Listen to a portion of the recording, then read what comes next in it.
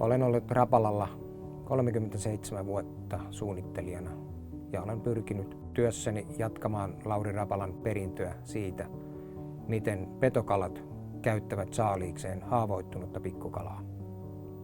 Kalojen käyttäytyminen ei ole muuttunut juurikaan siitä, kun Lauri Rapala veisteli ensimmäisen vaapunsa vuonna 1936.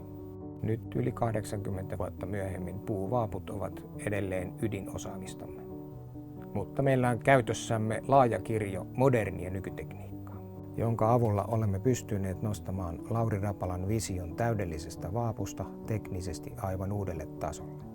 Uuden uistimen suunnittelu on osaltaan haaveilua, uuden etsimistä, mutta myös tarkkaa, analyyttistä ja täydellisyyden tavoittelua.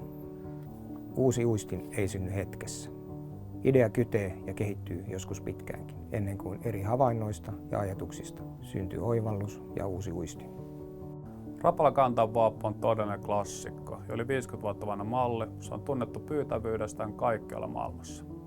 Alkuperäisen Countdown mallin tärkeimmät ominaisuudet yhdistyvät uudessa Countdown Elitessä ratkaisuihin, jotka eivät ole teknisesti mahdollisia vuonna 1965. Onko Countdown Elite sitten parempi kuin alkuperäinen Countdown?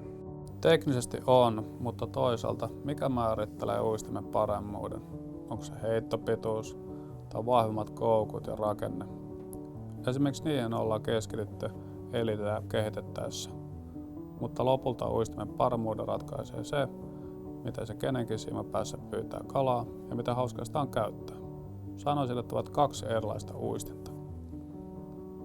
Uistimien värisuunnittelu lähtee liikkeelle siitä, että lähdetään kartoittamaan, että mihin päin maapalloa se tuote on menossa ja minkälaiseen kalastukseen. Sitten lähdetään miettimään, että onko kyseessä esimerkiksi ärsyväri tai vaikka kalaimitaatio. Molempiahan toki tarvii erilaisissa tilanteissa. Värisuunnittelu käytännössä etenee siten, että heti tuotteen alkuvaiheissa tuotesuunnittelijan kanssa mietitään, että miten ne värit voitaisiin tuoda mahdollisimman hyvin sieltä esille.